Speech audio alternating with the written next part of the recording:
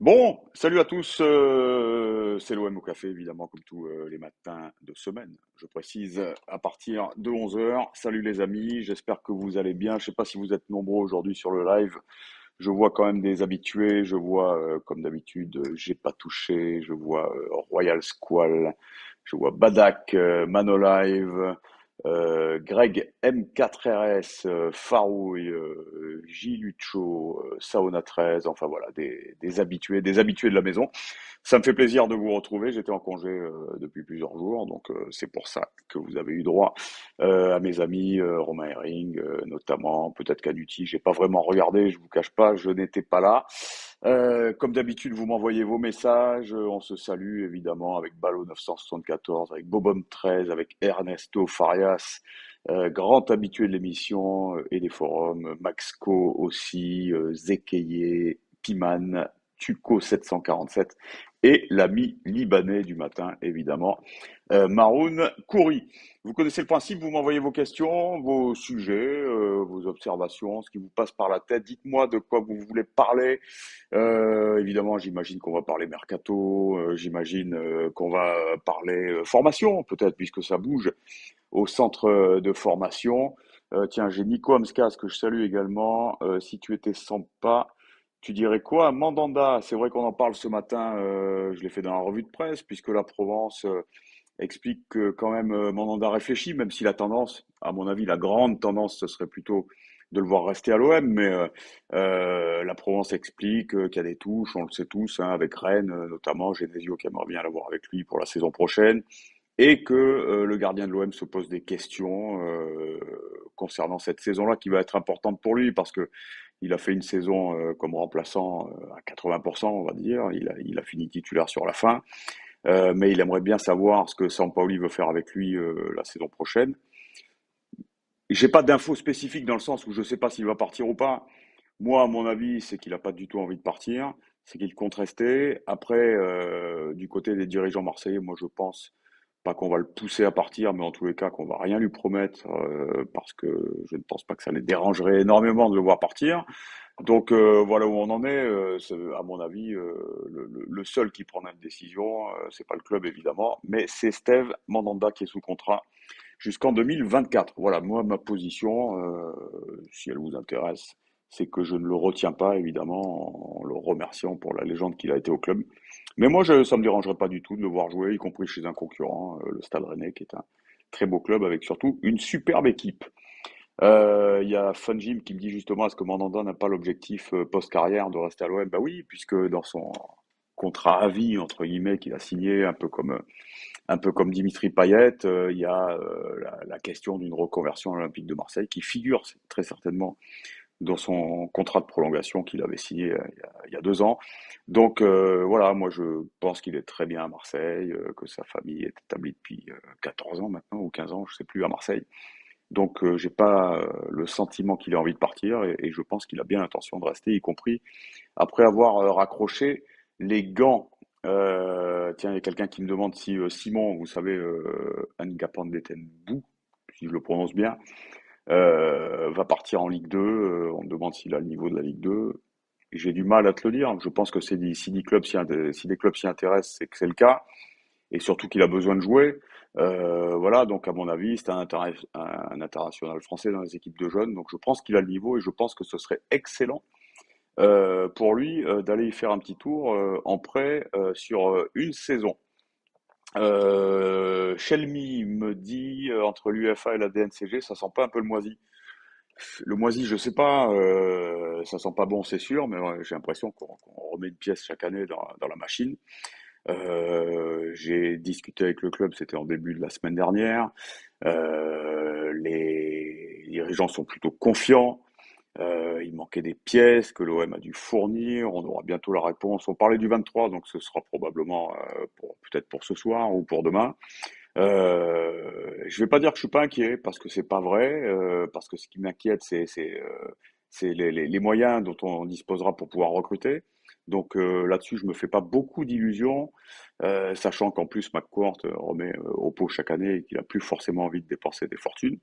Donc oui, je suis un petit peu inquiet. Je pense qu'on aura le droit. Je pense qu'on sera pas bloqué ni par la DNCG Et encore que, il faut attendre demain, ni par le fair play financier, mais je suis un petit peu inquiet concernant les moyens dont on va disposer. On voit tous les transferts sur lesquels on était et qui étaient sur le point de se signer. Bon, ben, finalement, tout ça est un peu en train de tomber à l'eau, y compris avec le jeune Isaac Touré. C'est pas fini, hein, évidemment, mais bon, il y a de la concurrence et c'est compliqué de sortir les sous. Donc, bon, on en saura très certainement plus demain. Jolasniak me dit salut Chris, salut Magic Chris, ça c'est sympa. Est-ce que tu ne penses pas que l'objectif de ce mercato est de construire un effectif avec des actifs joueurs qui sont bankable, contrairement aux effectifs de Monaco ou même Lyon? Lyon, ils ont un effectif bankable, hein. Monaco aussi, on l'a vu, hein, ben, rien qu'avec l'opération Tchouaméni, on peut pas dire que n'est pas de joueur bankable puisqu'ils ont pris 80 voire 100 millions d'euros sur un seul transfert. Donc eux le sont, eux ont toujours des joueurs à vendre et très chers. Et Lyon aussi, hein, ils ont des joueurs bankable, hein. Alors ils ont fait prolonger Cacré, qui en est un. Ça c'est mon avis, mais c'est l'avis de tout le monde, je pense. Ils ont Loukeba, qui est très bankable. Ils ont Malo Gusto, qui l'est également, qui sera très cher très probablement. Donc non, des joueurs bankable, ils en ont Lyon. Puis alors ils ont vu arriver ce nouvel actionnaire majoritaire américain, John Textor, qui a rajouté 85 millions pour recruter. Le club est valorisé à plus de 700 millions, à 800 millions même. Donc, bon, niveau bankable, ils n'ont pas trop de problèmes, les Lyonnais. Après, ils ont des joueurs à très gros salaire. Voilà, c'est normal. Mais bon, ils vont peut-être vendre Lucas Paqueta, par exemple. Ils vont gagner beaucoup d'argent. Non, non, non, ils ont des joueurs. Par contre, pour en revenir au début de ta question, est-ce que Longoria veut construire un effectif avec des joueurs qui vont être bankable dans les années à venir? C'est très clair, c'est ce qu'il est en train de faire et c'est ce qu'il va continuer de faire. On l'a vu sur les cibles de ce début de mercato, avec Ali Chaum, Mohamed Ali Chaud, pardon, faut bien le prononcer, qui finalement est parti à la Real Sociedad, on le voit avec Touré et avec d'autres jeunes joueurs qui intéressent l'OM. Donc oui, c'est clairement l'objectif de Longoria et je pense qu'il a raison. Moi, je fais pas partie de ces gens qui disent voilà, on va jouer avec des champions, on va encore se prendre des tolls, mon Dieu, c'est horrible, il faut absolument recruter des joueurs d'expérience pour être au niveau. Bien sûr que ce serait l'idéal. Mais moi, par exemple, je ne suis pas complètement effondré par ce qui se passe avec Witzel. Si on rate Witzel, bon, c'est dommage. Mais si on avait fait Witzel, ça aurait coûté énormément d'argent en salaire. C'était 3 années de contrat, hein, 2 plus 1, si je dis pas de conneries. On pouvait réaliser une bonne affaire sur le très court terme s'il est encore à un très bon niveau, et visiblement c'est le cas, mais imaginez c'est un flop, imaginez il est blessé, imaginez il est un peu cuit, il est sur la fin parce qu'il a 33 ans. Vous imaginez, vous lui faites 3 ans, il a déjà 33 ans, à 500, 600 000 euros par mois. Voilà, moi je ne suis pas effondré que le transfert de Witzel est échoué, même s'il n'a pas encore signé avec l'Atlético Madrid. Mais voilà, moi je préfère continuer à prendre des jeunes. De toute façon, la Ligue des Champions, on la gagnera pas. Parvenir au huitième, au quart, c'est extrêmement compliqué. Pourquoi pas, ça peut arriver. Mais voilà, moi si on continue de faire des jeunes et qu'on dispose d'une équipe qui n'est pas forcément très expérimentée pour la Ligue des Champions, ben ça me dérangerait pas. Voilà, je préfère qu'on continue de reconstruire un club sur de bonnes bases pour l'avenir. Continuons de faire un tour des questions. Oula, ça va vite. Je vais me mettre en mode lent. Sinon, vous connaissez ma rapidité de réaction. Si on veut être un grand club en Europe, faut les recruter, ces joueurs. Ben ouais, mais bon, moi je préfère justement qu'on fasse comme Lyon, comme Monaco, et recruter et construire un effectif solide avec des joueurs bankable, comme vous dites. Et puis, ça nous empêche pas, évidemment, de recruter des bons joueurs. Voilà, je vois qu'on est sur Muriel, par exemple. Ça m'intéresse. Si c'est pas trop cher, s'il n'y a pas trop d'années de contrat, voilà, pour moi, c'est intéressant. Cassie, ouais, me dit, si on n'est pas capable de prendre Witzel, on est carbo niveau finance. Il n'y a pas beaucoup de clubs en Europe, hein. Je parle pas des top 10, top 12, mais il n'y a pas beaucoup de clubs en Europe qui sont capables de prendre Witzel, hein. La preuve, si c'est l'Atlético qui le prend, ça veut dire que c'est un joueur qui est encore très cher. Alors, est-ce qu'on est capable de dealer avec des joueurs comme ça? Ben, en ce moment, et en plus, vu les interrogations et les attentes par rapport à la DNCG, voire au fair play financier, mais surtout la DNCG, eh ben écoute, moi, je pense que c'est compliqué. Donc voilà, je dis pas qu'on est carbo, mais il faut attendre un petit peu. Dams me dit, qu'est-ce que tu penses d'Adrien Témézé? C'est pas Tamézé plutôt, qui joue en Italie. Si c'est Tamézé, celui qui était à Lille, c'est devenu un très bon milieu de terrain de la Serie A. Voilà, j'ai pas vu que cette info circulait pour nous. Tu l'as peut-être vu. Si c'est le cas, tant pis pour moi. Mais bon, ouais, je peux pas trop te renseigner. C'est un joueur que qu'on connaît, mais voilà, je peux pas t'en dire plus. Waouh. Ernesto Farias me dit, Chris, qu'est-ce que tu penses de Dembélé de Lyon pour remplacer Milik en cas de départ? Il a fait une très grosse saison, surtout une très grosse fin de saison. Dembélé, c'est un vrai buteur qui a une vraie grosse cote en Angleterre. Donc, à mon avis, déjà, c'est cher. Il est encore sous contrat avec Lyon. Je vois pas Lyon nous l'offrir. Donc, à mon avis, ça me semble compliqué. Après, c'est un joueur très intéressant parce que comme Milik, ça peut être un peu une planche à l'entrée de la surface pour conserver les ballons, voilà, pour jouer un vrai rôle de pivot. Mais ça peut être aussi un joueur de profondeur. Moi, c'est un joueur que j'ai toujours aimé. Donc, pourquoi pas, mais ça me paraît compliqué quand même. Nicolas me dit, salut Chris, je suis d'accord avec toi, voilà, sur la construction du club. Bah, écoute, le joueur Kais Ruiz serait-il intéressant pour l'OM? Est-ce qu'il est toujours au Paris Saint-Germain? C'est un jeune qui avait signé au PSG. Renseigne-moi, je ne sais pas s'il est toujours là-bas. Tamézé, pardon, oui, c'est ça, Tamézé. Il a l'air bon pour pas très cher. C'est un joueur qui est coté pour les clubs de milieu de tableau en Italie, voire première partie de tableau. Mais je peux pas t'en dire plus. Pourquoi McCourt reste-t-il à l'OM, me dit Eric 1315. Bah, parce que c'est son club qui le possède et que pour l'instant il n'a pas envie de vendre. Enfin, voilà, après on sait jamais, ça peut arriver très vite ce genre d'infos, mais pour l'instant c'est comme ça, et puis voilà, c'est son club. On peut pas lui reprocher d'avoir investi les centaines de millions d'euros qu'il a déjà investi. Moi je m'en prends pas à McCourt, en tout cas par rapport à ce que traverse l'OM depuis quelques années. Je pense qu'il fait quand même le maximum. Après, bah, c'est aux dirigeants qui se succèdent, en l'occurrence aujourd'hui à Pablo Longoria, de réussir à construire un effectif, à devenir compétitif en termes de résultats. Bah, ça, c'est en train d'arriver, on l'a vu avec sa deuxième place. Et puis à réussir bah, à vendre des joueurs comme font les autres, hein. Il y a pas de secret, hein.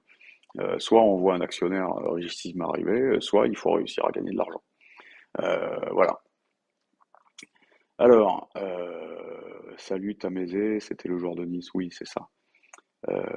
Kais Ruiz n'a pas été conservé au FC Barcelone, a priori pour des problèmes de comportement. Ça, c'est un peu. Kais Ruiz, je crois que c'est un grand espoir, très jeune, dont on a beaucoup parlé parce qu'il s'est bien vendu sur les réseaux sociaux. C'est très jeune joueur avec beaucoup de buzz aujourd'hui. Il y en a un autre qui s'appelle Simons au Paris Saint-Germain. Ça devient des stars avant l'heure sur leur compte Insta, sur les réseaux sociaux. Ça devient des joueurs dont tous les journaux parlent. On en parle comme des potentiels futurs Ballons d'Or.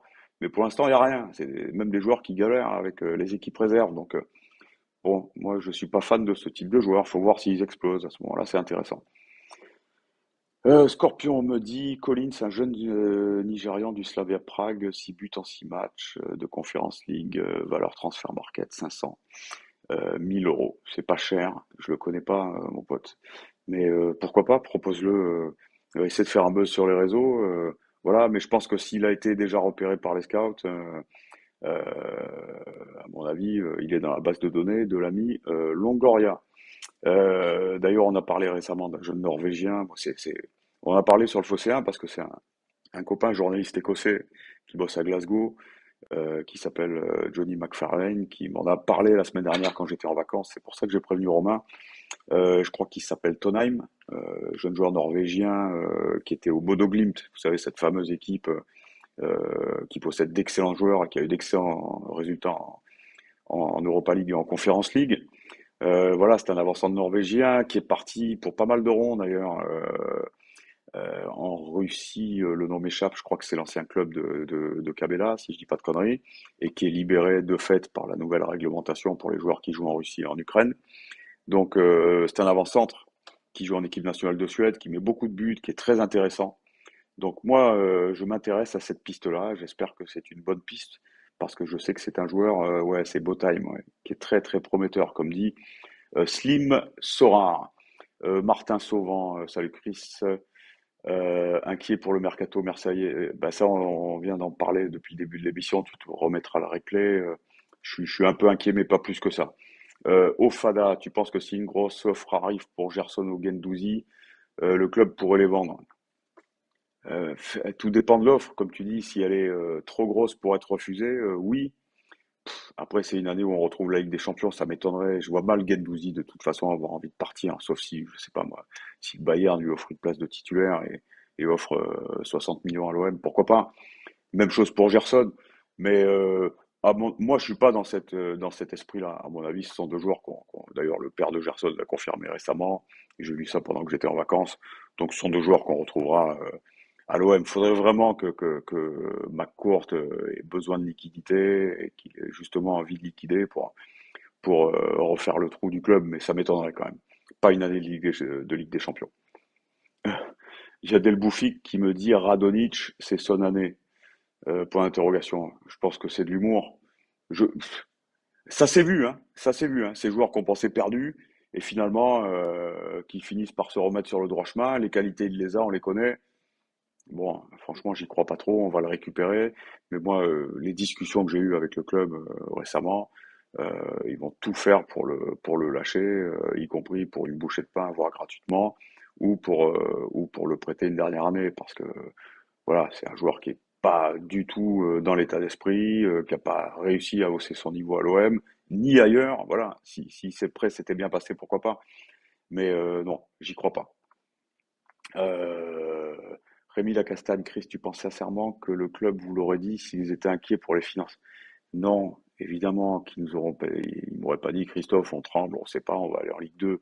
Bien sûr que non, mais ils nous donnent quand même des pistes, des infos. Alors ça fait partie de leur com aussi. Mais voilà, je les sens plutôt sereins. C'est vrai que ça traîne, hein. C'est vrai que moi, personnellement, je suis pas complètement serein. Mais je pense que leur discours aurait été nettement moins positif s'il y avait vraiment de véritables craintes de cataclysme. Quand je dis cataclysme, j'entends par là interdiction formelle de recruter, par exemple, ou une grosse limitation de la masse salariale. Ça peut arriver, hein, mais à mon avis, on n'en est pas là. Voilà, c'est que mon avis, mais comme tu dis, c'est certain que sur ce genre de dossier-là, le club va pas me dire Christophe, ouais, t'as raison d'être inquiet, nous on tremble pour notre boulot, on va devoir vendre tout le monde, voilà. Non, bien sûr qu'ils vont pas me dire ça, mais ça avait l'air quand même plutôt positif. Fabulous Fab pousse pour la piste 111. Fabien Santonze, FC Metz, qui va partir, on en avait parlé ensemble quand j'avais demandé à Eric Roy, tiens, sur cette même émission, les deux, trois joueurs qu'il prendrait avec les moyens en conséquence, évidemment. Pour l'OM, il m'avait parlé de Doucouré. Bon, il m'avait parlé d'Ekitike, qui est nettement trop cher pour nous, pardon. Et il m'avait parlé de Fabien Santonze, qui est un vrai bon coup, qui est un super latéral droit. Après, c'est toujours pareil, parce qu'on se retrouve avec un embouteillage. On a Paul Lirola à relancer. Euh, je vois mal l'OM retomber sur ses pattes et réussir à le vendre. Paul Lirola, on l'a payé cher. Donc il faut essayer de le remettre sur pied. Pour Lirola, moi, mon avis, c'est qu'il faut essayer quand même. Parce qu'on a tous vu le joueur, le niveau qu'il était capable d'afficher. Après, sur notre capacité à le relancer, je ne peux pas me prononcer. Il faudrait vraiment être dans le staff. Il faudrait que je sois au club. Il faudrait vraiment que je connaisse bien des mecs du staff qui me parlent de son problème, parce qu'il y a un problème avec lui qui est certainement mental, il n'est pas physique. Donc voilà, ça, je ne suis pas assez proche du staff pour vous en dire plus là-dessus. Après, moi, j'aimerais bien qu'on réussisse le relancer. Mais s'il y a moyen de faire 111, vrai joueur de club, voilà, moi je foncerai sur lui. Mais encore une fois, on n'a pas beaucoup de moyens et on a un joueur comme Lirola à relancer. L'idéal, ça serait de remettre en place une vraie défense à 3 pour en faire un vrai piston, qui est, à mon avis, plutôt son rôle. Ouais, on me dit, Lirola, problème d'hygiène de vie. Bah oui, l'hygiène de vie, ça veut dire, bah, comme beaucoup de jeunes, hein, peut-être de votre âge, voilà, aimer sortir, aimer bouffer de la junk food, des pizzas, du KFC, du McDo, pour citer plusieurs marques, se coucher tard, voilà, draguer les filles, voilà, on a tous fait ça à son âge. C'est vrai que c'est pas compatible avec son hygiène de vie. Si c'est que ça, ben voilà, faut serrer la vis. On a Longoria, aujourd'hui on a le nouveau directeur sportif, on a Sampaoli. Voilà. Valentine OM me dit, qu'est-ce qu'on s'en bat les couilles de 111? Il est pro PSG. Putain les gars, arrêtez avec ça. Il y a pas de pro. Chez les pros, chez les professionnels, il n'y a pas de pro PSG. Il y a des mecs qui sont nés à Paris, des mecs qui sont nés à Nantes, des mecs qui sont nés à Nancy, donc qui dans leur jeunesse ont supporté ces clubs-là, conservent une sympathie pour ces clubs. Mais je vous jure, moi ça fait 25 ans que je travaille avec des pros. Arrêtez de dire faut pas prendre tel entraîneur parce que un jour il a dit qu'il aimait Paris ou qu'il aimait Bordeaux ou peu importe. Les mecs s'en foutent. Ils n'en ont rien à foutre de ça. Ils ont une carrière à faire. Les mecs vont pas se dire je vais pas jouer à l'OM parce que moi j'aime Paris.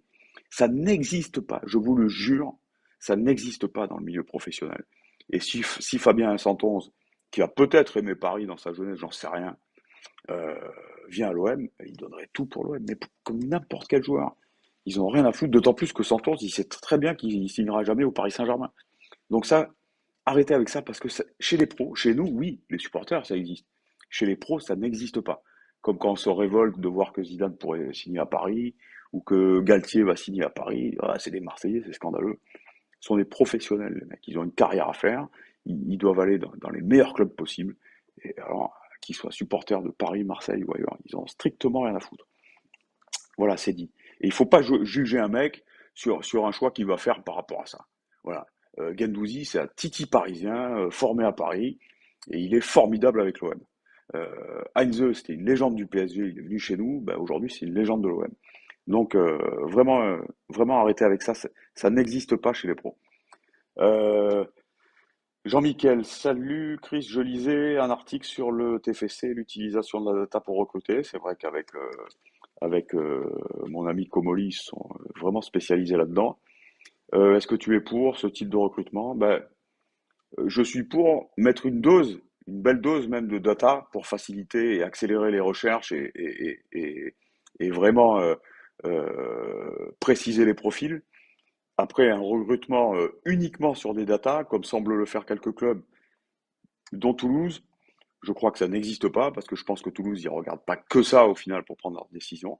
Mais c'est vrai que pour affiner des profils, c'est l'avenir, et c'est évidemment ce que fait Longoria avec l'OM, c'est évident.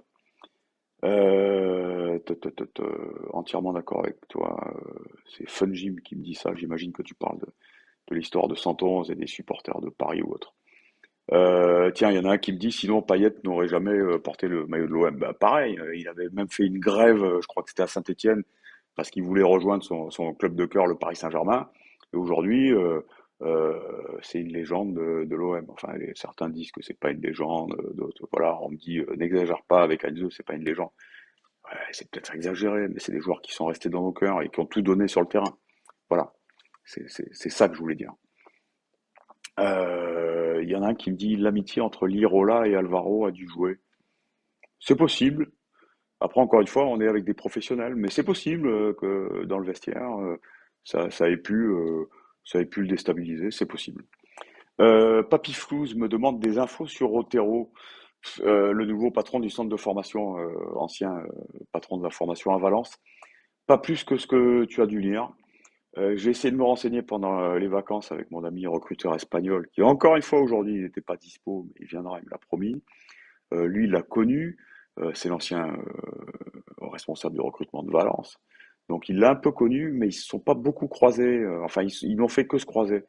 Donc j'ai pas beaucoup plus d'infos que ça. On m'en a dit beaucoup de bien, mais enfin voilà, c'est pas plus que ce que j'ai lu. Ce que j'en déduis quand on voit l'arrivée d'Otero, de Ribalta, bon, il y a eu Sampaoli qui est un hispanique avec tout son staff. On voit même les administratifs, les collaborateurs de Longoria. Et c'est ça qui est intéressant.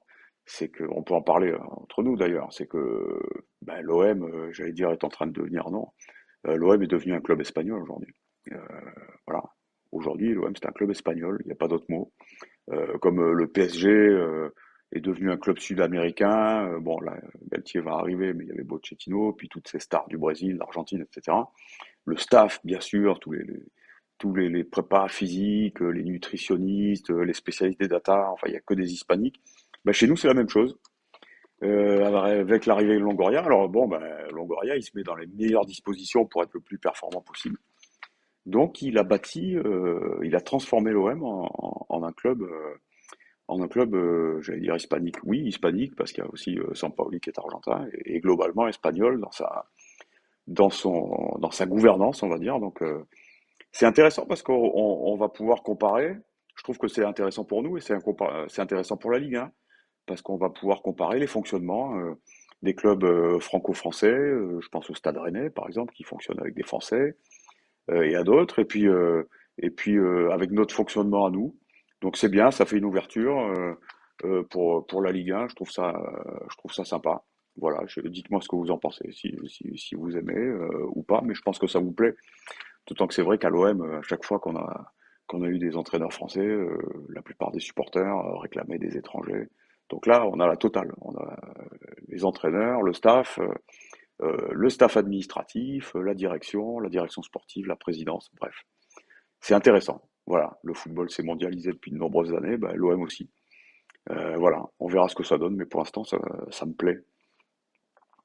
Il y en a qui me demandent que devient Yvan Lemay. Ben, lui, pour l'avoir, je pense que si j'essayais d'avoir Obama, ce serait plus facile en visio. Mais je désespère pas, surtout que moi j'ai commencé à l'OM avec lui. Voilà, il bossait avec moi sur OMTV, on se connaît depuis des années. Mais c'est compliqué. Il y en a qui me rappellent les grands moments de Mathieu Grégoire et de Fawzi. Ouais, j'avais vu ça au talk. C'était magnifique. Ouais, Fawzi, c'est la personne qui est recruteur pour New York. Je crois qu'il s'est même présenté. C'est pas dans un quartier de Marseille, je crois que c'est plutôt un quartier de l'étang de Berre, enfin une circo de l'étang de Berre. Il s'est présenté aux législatives, il n'a pas été élu, évidemment, mais peut-être à Berlétan, vers Martigues, quelque chose comme ça. On pourra l'appeler, il a toujours des bonnes infos hein, sur l'OM. Hein. Moi, il m'avait mis sur la piste, par exemple, c'est moi qui avais donné l'info du jeune Camerounais qui signe chez nous, là, des brasseries du Cameroun. Bon, après, j'avais appelé le recruteur en Afrique de l'Olympique de Marseille pour confirmer l'information et pour parler du joueur. Hein. On l'avait sorti en exclu sur l'Ophoséen. Et ben, au départ, c'était l'ami Fauzi qui m'avait dit, Christophe, regarde, je crois que les mecs de l'OM en Afrique sont en train de regarder un jeune au Cameroun. Et ben, voilà. Donc, il dit pas que des conneries, l'ami Fauzi. Parlons d'autre chose. On oublie que pour recruter un attaquant, me dit Greg M4RS, il faudra en sortir un. Alors on a Bamba, on a Milik, Bakambu. C'est vrai que l'un d'entre eux pourrait partir. On parle encore de Milik aujourd'hui. Je crois que c'est à la Salernitana. Donc voilà, il y a plusieurs clubs de milieu, voire de bas de tableau qui s'y intéressent aussi à la Milik. Hein. Ça nous remet un petit peu peut-être en perspective. Ça conforte un petit peu ce que je dis sur Milik depuis longtemps. Voilà, il y a la Juventus qui s'y est intéressée pour trouver un mec sur le banc pour faire souffler Vlahovic, par exemple. Mais voilà, on a vu qu'il y avait la Fio, Fiorentina, Salernitana. Voilà, il n'y a pas que des monstres hein, s'intéressent à Milik. En tous les cas, tu as raison, peut-être qu'il faudra faire sortir un attaquant, ou pas, d'ailleurs. Mais j'espère que la petite rumeur là, sur le Norvégien va revenir. Je dis ça parce que j'ai vu les vidéos sur YouTube, c'est des compiles de buts, hein, je suis comme vous. Donc on peut tout faire croire, tout faire penser avec une compile de buts. Hein. Tu fais une compile de mes buts quand j'étais jeune à l'entraînement, tu peux imaginer que j'étais un bon joueur, hein, alors que j'avais deux parpaings à la place des pieds. Mais bon, voilà, on peut tout faire dire à la vidéo, mais il est intéressant et je sais que beaucoup de clubs s'y intéressent. Salut Christophe, où est passé Stéphane du Phocéen? Il est parti sur une autre vie, d'autres projets professionnels. Voilà, il va bien, mais il n'est plus avec nous. Jolasniak, Muriel pour remplacer Bakambu, ce serait bien. J'adore Muriel. Hein. Vous aussi, j'imagine que vous regardez des petits compiles vidéo de ses buts avec l'Atalanta. Mais bon, on voit que c'est un mec dans la surface. Dans la surface, dans sa gestuelle, là, c'est son toucher de balle, il me rappelle un peu toute proportion gardée. Hein. Mon idole quand j'étais plus jeune, qui était Romario. Mais voilà, c'est un joueur que j'aime voir. C'est le genre d'attaquants qui font les gestes que j'aime voir. Après, Bakambu, euh, le sortir alors qu'on vient à peine de le faire signer, ça me paraît compliqué. Il y en a un autre qui me dit j'aime bien le profil de Ludovic pardon, à Jorque de Strasbourg. Je sais pas si c'est toi qui m'as déjà parlé dans cette émission. Moi aussi j'aime bien, mais Je sais pas, je suis pas persuadé que l'ami Longoria, qui déjà rechigne à faire jouer Milik, souhaite jouer avec une planche. Et quand je dis une planche, c'est pas une critique, c'est un profil d'avant-centre. Je suis pas persuadé qu'il ait envie de jouer avec une planche. Voilà, qui se déplace pas énormément et qui joue en pivot. Il y a un Cholasniak qui me dit, avec les yeux de l'amour, Romario en 94. Cherchez-le, un but dans le Classico. Alors, l'année, je suis incapable, mais c'est quand Romario joue au Barça, peut-être à l'époque de Romario Stoïkov, j'en sais rien. Chercher ce but où il contrôle dos au but dans la surface et il fait un contrôle. Enfin, il enrhume, je sais plus qui, un défenseur mythique du Real. Enfin, c'est fou. Puis après, bon, après il bat le gardien, mais ce contrôle orienté quand il se retourne, c'est mon but préféré dans l'histoire. Voilà, c'est le seul but qui m'a mis des frissons. Voilà, pour cette petite digression. Ajorc, techniquement, c'est bien mieux que Milik. Alors peut-être que j'ai pas vu assez Ajorc. Milik, vous avez bien compris que j'étais pas fan, mais enfin techniquement, c'est fort. Et pour moi, il en fait pas assez, donc peut-être qu'on n'en voit pas assez. Mais technique, je vais vous dire, moi, le simple truc qui me fait penser que Milik, techniquement, a vraiment aucun problème, c'est sa manière de tirer les pénaux. C'est de la technique aussi, hein, tirer un penalty. Revoyez les pénaux de Milik, sa course, son petit bloc, enfin son petit relâchement avant de frapper, tout ça. Pour moi, techniquement, il n'a pas de souci avec les pieds, l'ami Milik. Les pieds et la gestuelle. Romario, le coup de rein sur 3 mètres, ouais, tu m'étonnes. Retrouver ce but-là, c'est une folie, là. Il fait un contrôle en se retournant, en laissant passer le ballon entre ses jambes. Enfin, c'est c'est- c'est une boucherie. Voilà, c'est limite indécent ce qu'il avait fait à ce pauvre défenseur du Real. Souley me dit, Milik, c'est un joueur en cristal, il est souvent blessé. Bah ouais, t'as raison. Chris, quel lien as-tu avec le club actuellement, avec la nouvelle direction? Euh, c'est pas d'un lien très serré. Longoria, je peux vous le dire, parce que ça fait plus de 2 ans, ça fait 3 ans. Je suis le premier Français, très certainement, à l'avoir interviewé. Je l'avais interviewé longuement. Je voulais peut-être raconter, parce que c'est l'époque où il voulait Thauvin à Valence. Donc j'avais parlé au moins 1 heure avec lui. Il m'avait charmé. C'est un type qui s'est charmé. En plus, il parlait français, donc ça tombait bien avec moi. Euh, donc bah, après, bah, il est devenu directeur sportif. Je discutais avec lui sur WhatsApp. Président, c'est plus compliqué. Il est poli, donc il répond et il te renvoie sur l'attaché de presse. Voilà. Aujourd'hui, euh, ma relation avec Longoria, c'est celle-là. Donc c'est la même qu'avec les autres. Elle était plus serrée avant. Avec Cardos, elle existe. Je sais pas si je vous l'ai dit, mais quand je suis sorti de l'école de journalisme, je suis parti tout de suite le 1er juillet 94 à France Inter.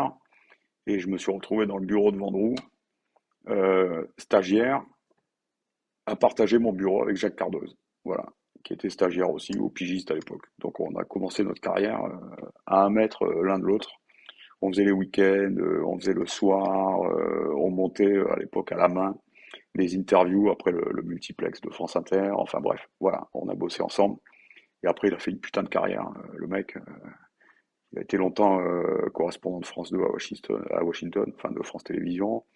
Red Chef de Cache Investigation, si je dis pas de conneries, ou une autre, enfin une de ces émissions-là, bref, très très grosse carrière dans le service public. D'ailleurs, j'imagine qu'il s'est mis en dispo, parce que le boulot de responsable de com à l'OM, ça dure un temps. Je pense que c'est une possibilité quand on est à France Télé de se mettre en dispo 1 an, 2 ans. À mon avis, il est en dispo. Voilà pour mes relations. Donc, il y a 25 ans, on était toute la journée ensemble. Après, on s'est complètement perdu de vue et là, on se parle au téléphone. Donc, ma relation avec lui, elle est bonne. Après, il va pas, comme avec n'importe qui, il va pas me livrer les scoops comme ça parce qu'on se connaît depuis longtemps. Mais elle est plutôt bonne. Voilà pour euh, ma relation avec Jacques Cardoz. Petite anecdote, je le cache pas parce que je crois qu'il l'a déjà raconté.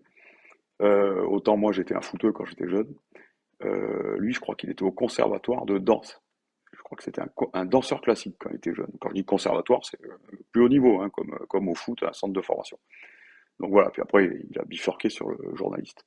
Mais voilà, c'était donc, je vais pas dire un sportif de haut niveau, parce qu'un danseur c'est un artiste, c'est pas un sportif, mais voilà, C'est pas un mec qui est resté chez lui à glander. Voilà pour la petite histoire, si vous ne la connaissiez pas. Chris, à quand le poste de responsable de la com à l'OM? Je te vois bien à ce poste-là. Jamais, évidemment. Par contre, j'ai passé donc, je sais plus, 7 ans, 8 ans, 7 ans, je crois, à l'OM. À l'époque de Dreyfus, évidemment, enfin entre 98 et 2006.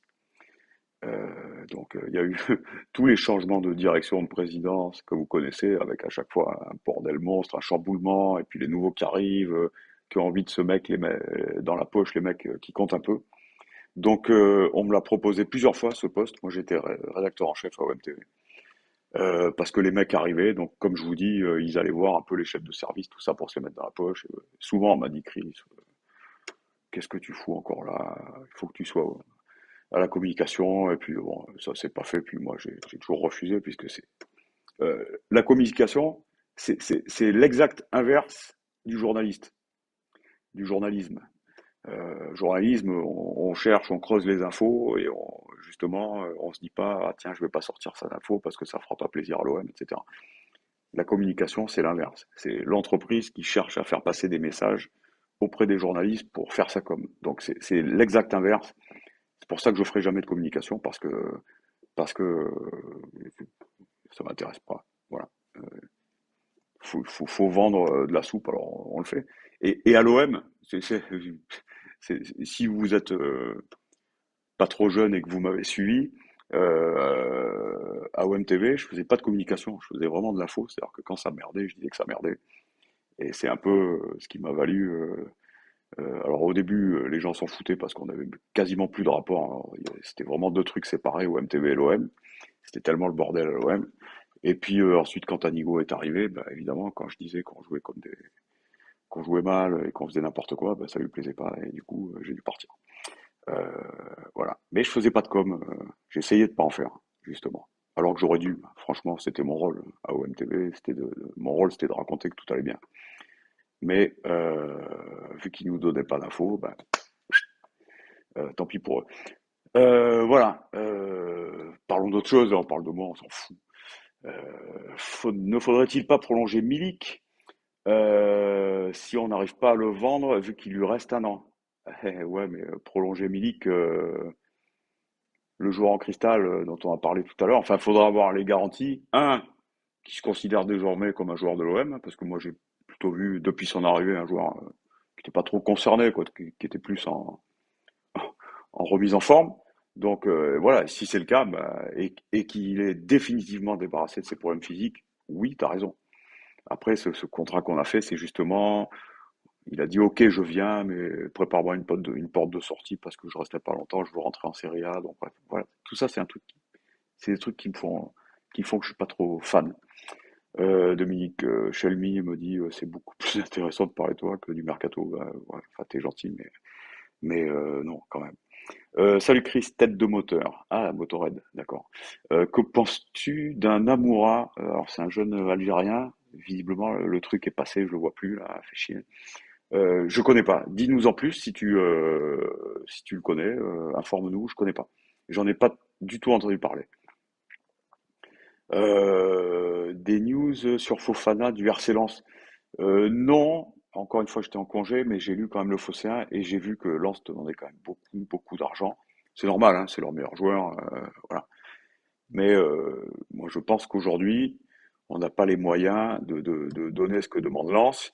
Après, moi, s'il veut vraiment venir, je le prends. Ce qui serait intéressant, ça serait peut-être un forcing du joueur. Voilà, s'entendre avec le joueur et lui demander de faire un forcing, mais c'est un mec qui a l'air réglo.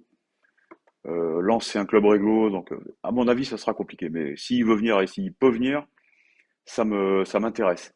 Salut Chris, si tu devais te débarrasser d'un seul joueur de l'effectif, ce serait qui? Bon, il y a tous les Strootman, Radonjic, tout ça, mais j'imagine que vous parlez pas de ces joueurs-là. Ben moi, c'est toujours pareil, hein. Je parlais de Mandanda, je parlais de tous ces joueurs-là qui ont des contrats lourds, qui pèsent et qui arrivent en fin de course, quoi. Donc voilà, vous regardez les âges et vous comprendrez. Et les durées de contrat et les salaires. Il y en a qui dit Kolasinac, ouais. On m'en a dit du bien, c'est con, mais j'ai l'impression qu'il est à la rue, moi, les quelques matchs que je l'ai vu faire. Voilà. Bakambu, est-ce que tu veux le relancer? Tu penses qu'avec une bonne prépa, ça lui ferait du bien? Moi, je l'aime bien. C'est Bastion Reigns, et ça sera une des dernières questions, qui me dit ça. Ben ouais, moi, je suis un peu là-dessus. De toute façon, là, je vois mal quelqu'un nous l'acheter, donc voilà, et je pense pas qu'il ait envie de partir. Donc, autant lui faire une belle prépa. Ça commence par lui en vacances et ensuite quand on reprend. Et moi, je suis certain qu'il pourra nous apporter beaucoup. Surtout avec ce que demande Sampaoli, c'est un attaquant qui sait faire les bons appels et tout, qui sait être mobile et qui donne surtout, on l'a vu même la saison dernière, des super solutions aux porteurs à l'entrée de la surface. Donc, moi, j'y crois. Voilà, ça sera peut-être un plantage et à ce moment-là, bah, je dirais, je me suis planté. Mais j'y crois. C'est ce que je ferai en tout cas, moi. J'essaierai Ah, il y en a un qui me dit, bah ça je l'ai pas vu. J'étais sur Actu ce matin, ça a dû sortir il y a pas longtemps. Gerson au Real Madrid, il s'interroge. Info de ce matin, c'est Bobom qui me dit ça. Bah écoute, c'est possible, hein, vu la fin de saison qu'il a faite, son statut d'international, bah, il va falloir faire attention à ça. Bah, s'il donne 60, ok, je le vends. Sinon en dessous, je le vends pas. Voilà. Ouais, il y en a un qui me dit, faut surtout virer Strootman, à ma vie, Luis Enrique, Gay. Virer Gay, le vendre quand même, parce que quand même. Et Luis Enrique, moi j'aimerais le prêter. Je fais partie de ces peut-être de ces illuminés, comme l'a été Romain Herring avec Radonjic pendant longtemps. Ben, moi je fais partie de ces gens qui disent faut pas le laisser partir. Sauf pour une belle offre, mais s'il explose ailleurs, on va se bouffer les doigts. Voilà, il est jeune. Donnons-lui quand même cette excuse-là, et puis on verra. Je vais vous dire au revoir bientôt parce qu'en plus vous avez remarqué le changement de décor. Là, je suis chez ma mère, donc elle est allée faire les courses. Je l'ai envoyée se promener, donc elle va rentrer, donc ça va sonner, donc voilà. Et puis je pense qu'on a fait le tour de l'actu. Je vais surveiller cette histoire Gerson, j'y crois pas trop, mais enfin je vais surveiller tout de suite. Je vous dis merci de nous avoir suivis. Merci à Guillaume pour la réal comme d'habitude. Et puis, bah, si tout va bien, on se retrouve demain, même heure, même endroit. Il y aura probablement le même décor derrière moi. Voilà, je vous embrasse les amis, à demain. Passez une bonne journée. Ciao.